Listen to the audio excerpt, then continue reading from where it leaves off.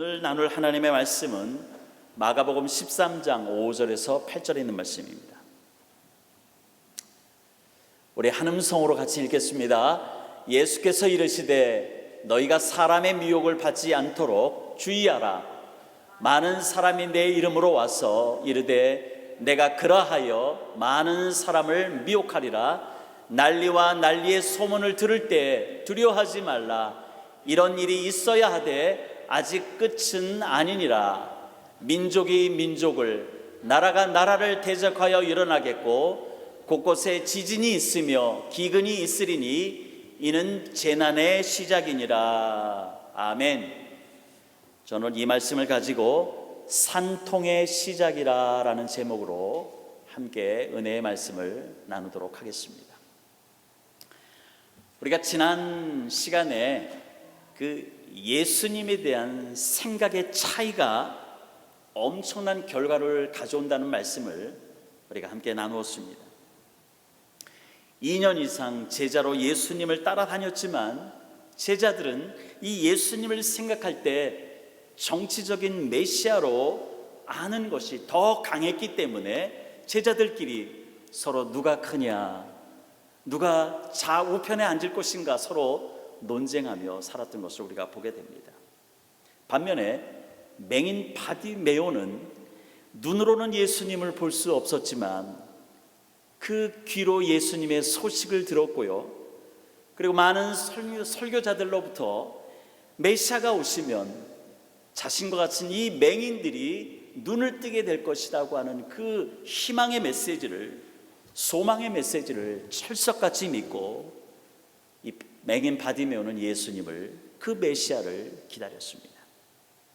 그리고 마침내 예수님이 메시아라고 하는 이 믿음이 생겨 그를 만났을 때 믿음으로 메시아로 고백하고 믿음으로 보기를 원한다라고 외쳤더니 예수님께서 비록 예수님이 고쳐줬지만은 내 믿음이 너를 고쳤다라고 칭찬하신 것을 우리가 함께 나누었습니다.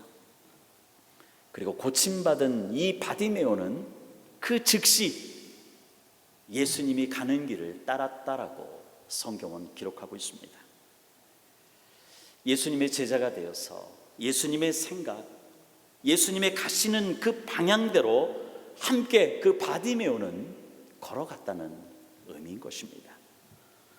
사랑하는 성도 여러분, 여러분들이 믿고 따르겠다라는 그 예수님과 같은 생각, 그리고 같은 꿈을 여러분도 가지게 되시기를 주님의 이름으로 축원드립니다.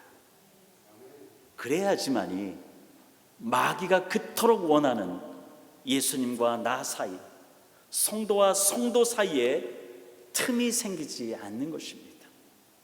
마귀는 그 틈으로 들어와서 어떻게든지 하나님과 우리의 사이를 갈라놓고 성도와 성도 사이를 갈라놓는데, 우리가 예수님과 같은 생각 그리고 같은 꿈을 가지고 주님을 따라갈 때, 믿음으로 따라갈 때 거기에는 마귀가 틈탈 수 있는 그런 틈이 생기지 않는다는 것입니다. 오늘 함께 읽은 말씀은 성전에 대한 예수님과 제자들 사이의 생각의 차이가 있었고요, 그 생각의 차이가 빚어낸 그 예수님의 가르침을 우리가 오늘 말씀을 통해서 읽었습니다. 예수님께서 성전을 나가실 때 한 제자가 마가복음 13장 1절에서 예수님, 이 성전 건물을 가리키면서 예수님, 이 엄청난 이 돌들을 보세요, 이 굉장한 이 웅장한 이 건물들을 보세요, 놀랍지 않습니까? 라고 한 제자가 예수님한테 그 성전 건물을 가리키면서 그렇게 말했습니다.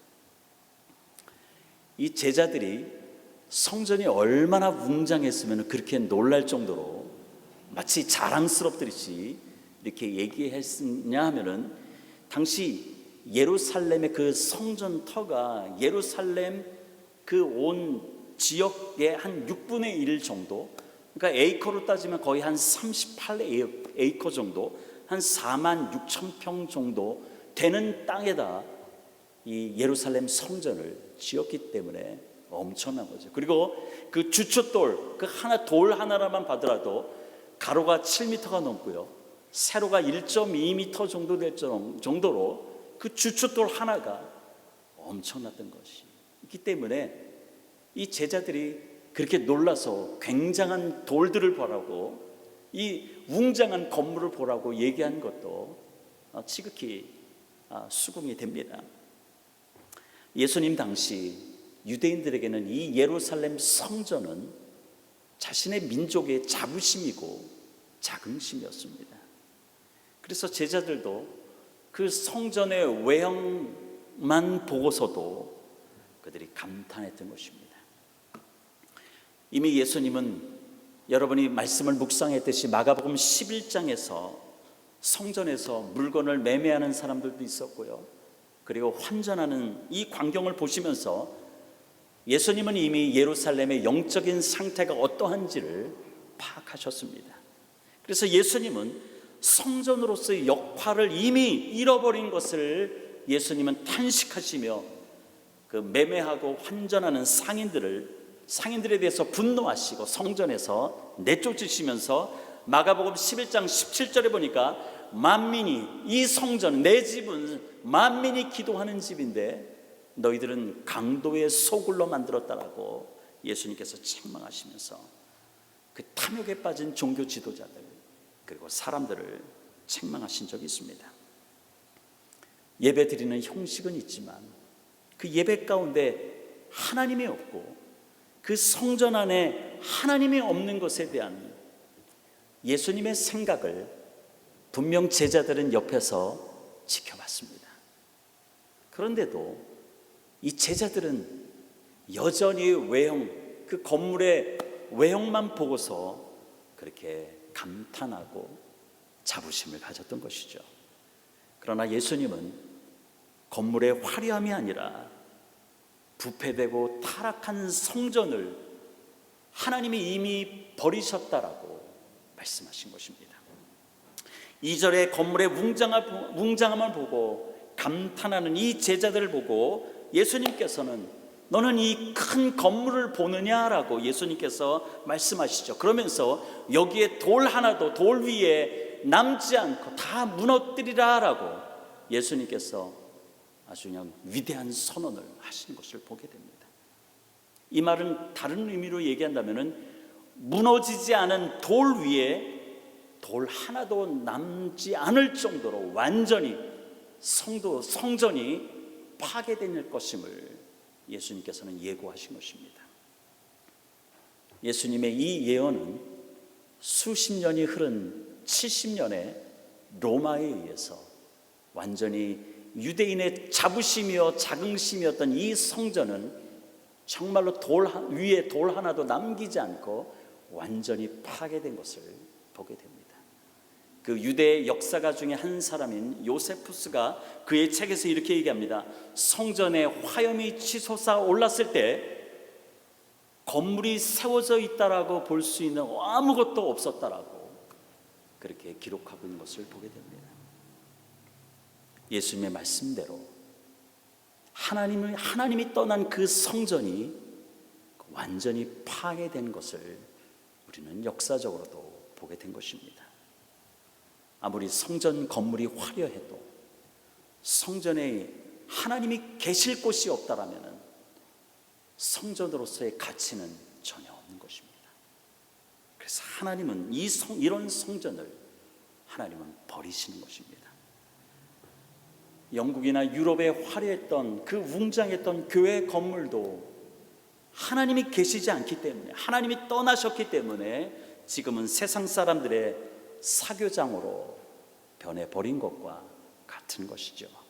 사랑하는 성도 여러분, 여러분들이 이 땅에 있는 교회들을 우리가 매주 이렇게 기도하는데, 여러분이 기도할 때마다, 또 우리 코로나 은혜 한인교회를 위해 기도할 때마다 하나님의 임재가 항상 있게 하시고 하나님의 뜻을 이루어드리는 교회가 되게 하여 주시옵소서. 이런 간절한 기도가 여러분들이 교회를 위해서 기도할 때, 하나님의 전을 위해서 기도할 때, 하나님의 집을 위해서 기도할 때 이런 기도가 여러분 가운데 있기를 바랍니다. 하나님이 함께 하셔야 기도하는 교회가 되는 것이고, 하나님이 함께 하셔야 말씀이 말씀되며 말씀이 충만한 교회가 되는 것이고, 하나님의 생동감 있는 역사가 날마다 일어나는 것입니다. 우리 교회가 이런 교회가 되게 해달라고 여러분께서 늘 기도하시길 바랍니다. 성전이 철저하게 파괴될 것이라는 예수님의 말씀에 몇몇 제자들은 4절에 보니까 예수님의 이런 일들이 그러면 언제 일어날까요? 그리고 혹시 이런 일이 일어난다면 그 징조가 무엇입니까? 라고 제자들이 묻습니다. 예수님은 제자들이 이런 물음에 우선적으로 답변하는 대신 이러한 말씀으로 하십니다. 영적으로 너희들은 바로 서야 된다라고 얘기합니다. 언제 무너질지, 그 징조가 뭔지 너희가 알기 이전에 너희들이 영적으로 바로 서야 된다라고 예수님께서 먼저 말씀하신 것이죠. 5절에 보니까 너희가 사람의 미혹을 받지 않도록 주의하라라고 제자들의 묻는 말에 예수님은 이렇게 대답하십니다. 성전이 파괴될 때가 되면, 그리고 오늘날 우리가 살아가는 이 세상이 완전히 멸망할 때가 되면은 믿는 자들을 미혹하는 사람들이 곳곳에서 나타날 텐데 누구에게도 속지 말라라고, 조심하라라고 예수님께서 경고하는 것입니다. 여기서 미혹이라고 해석된 이 단어는 미혹하는 자의 입장에서는 어떻게든 하나님의 백성이 믿음을 버리고 하나님에서 떠나도록 그렇게 유혹하는 마귀의 강력한 유혹을 의미하는 것이고요, 미혹을 당하는 자의 입장에서는 억지로 끌려가는 것이 아닙니다. 만약에 우리가 이 땅을 살면서 믿음을 버리고 우리를 미혹하는 사람에게 억지로 끌려갔다라면 나중에 핑계댈 게 있는 것이죠. 하나님, 나는 믿음을 지키려고 했더니 이 사람이 나를 미혹해서 내가 어쩔 수 없이 그런 상황이 돼서 내가 했습니다라고 핑계를 대겠죠. 그러나 이 미혹이라는 단어는 미혹당하는 사람 입장에서는 이거는 억지로 가는 것이 아니라 의도적으로 간다라고 하는 의미가 있는 것입니다. 즉 나중에 핑계거리 될 소지가 없도록 하나님께서 역사하신 것이죠. 결국은 내가 의도적으로 끌려가는 것이고 결국은 마귀의 추종자가 되어버리는 것입니다. 즉 말세가 되면 6절의 말씀대로 여기저기에서 내가 그리스도다라고 사람들을 미혹하면서 추종자로 만드는 것을 보게 됩니다. 우리가 사는 이 세대에도 여러 곳에서 이런 일들은 벌어지고 있습니다. 만약 여러분들이 지금까지 믿음 잘 지켰고 천국의 상급 쌓기 위해서 여러분들이 최선을 다해서 믿음을 여러분이 지켰는데 이 말세 이들에게 미혹돼서 하나님을 배반하고 믿음을 버린다면 얼마나 안타까운 일입니까? 심판 때 영원한 지옥에 빠지게 되는 것임을 우리는 늘 기억해야 될 것입니다. 그래서 예수님은 당신이 사랑하는 이 자녀들이 미혹되어서 영원한 죽음에 빠지지 않도록 예수님께서는 늘 경고하시고 조심하라라고 강조하고 있는 것을 보게 됩니다. 그래서 여러분들이 마가복음 13장을 읽어보면 5절이나 9절이나 또 23절이나 33절에 보면은 이 주의하라, 조심하라, 삼가라, 그 다음에 주의하라 뭐 이런 단어들이 계속해서 있어요. 한글 성경에는 이렇게 다른 단어로 이렇게 사용했지만은 원어 성경에 보면은 이거는 한 가지 단어예요. 플레페테라고 하는 이 단어가 한글 성경에는 다르게 해석되어 있지만은 결국은 똑같은 단어로 주의하라라고, 조심하라라고 말씀하고 있는 것입니다. 예수님이 이렇게 여러 번 강조할 때는 분명한 이유가 있는 거예요. 왜냐하면은 우리가 조심하지 않으면은 미혹될 가능성이 우리에게는 너무나도 많기 때문인 것이죠. 앞에 있는 이 김대선 목사나 여러분 어느 누구도 나는 버틸 수 있어, 나는 미혹당하지 않을 거라고 감히 얘기할 수 있는 사람이 없다는 것입니다. 그렇기 때문에 예수님도 여러 차례 강조하면서 조심해라, 삼가라, 주의해라. 그렇지 않으면 내가 그리스도라고 이렇게 얘기하면서 사람들을 속이고 미혹하는 사람들이 많이 일어날 것이고 너희들이 미혹된다라고 하는 것을 예수님께서는 말씀하고 있는 것이죠. 우리가 미혹당해서 믿음에서 떠나면은 그것은 다른 사람의 책임이 아니라 오롯이 나의 책임임을 여러분 기억하셔야 될 것입니다. 사랑하는 성도 여러분, 끝까지 믿음을 지키십시오. 마가복음 13장 13절 말씀대로 믿음을 지켜 끝까지 견디는 자는 구원을 얻는다라고 예수님께서 말씀하셨습니다. 마태복음 24장 13절에서도 끝까지 견디는 자는 구원을 얻으리라 라고 우리 주님께서 말씀하셨습니다. 언젠가 마귀는 저와 여러분들이 하나님으로부터 떠나도록, 믿음을 포기하도록 저와 여러분들을 코너로 몰아붙일 때가 있을 것입니다. 그때마다 여러분이 끝까지 견디는 자가 복된 자임을 결코 잊지 마시기를 바랍니다. 성경은 우리에게 예수 믿으면은 얘야 너는 고난이 너에게 닥치지 않을 거야, 고난이 너를 피해갈 거야, 믿는 자들은 어려움에 빠지지 않을 거야 라고 성경은 우리에게 이야기한 적이 없습니다. 대신 고난 가운데 믿음을 지킬 것을 하나님은 우리에게 말씀하고 있는 것입니다. 성전이 완전히 파괴되는 시기와 징조를 묻는 제자들에게 사람의 미혹을 받지 않도록 조심하라고 하신 예수님의 대답은 우리가 염려하는 종말의 시기나 종말의 징조보다 더 중요한 것은 종말을 맞이하는 주님이 다시 와서 이 땅의 모든 세상이 끝나는 그날까지 우리가 어떻게 믿음을 지킬 것인가, 성도의 자세임을 예수님께서는 의도적으로 강조하신 것입니다. 사랑하는 성도 여러분, 우리는 오늘이 마지막 시간이라고 생각하며 살아야 우리는 끝까지 믿음을 지킬 수 있습니다. 하나님 나라에서 영원히 살 것인가, 아니면 그렇지 않을 것인가를 오늘도 우리는 선택하며 살아야 하는 것입니다. 주님이 언제 오실지 모르기 때문에 오늘 예배가 내 인생의 마지막 예배이고 오늘이 내 삶의 마지막 시간이라고 하는 그것을 생각하며 살아갈 때 우리는 세상의 미혹에 빠지지 않고 끝까지 믿음을 지키고 생명처럼 우리는 예수님을 붙잡을 수 있는 것입니다.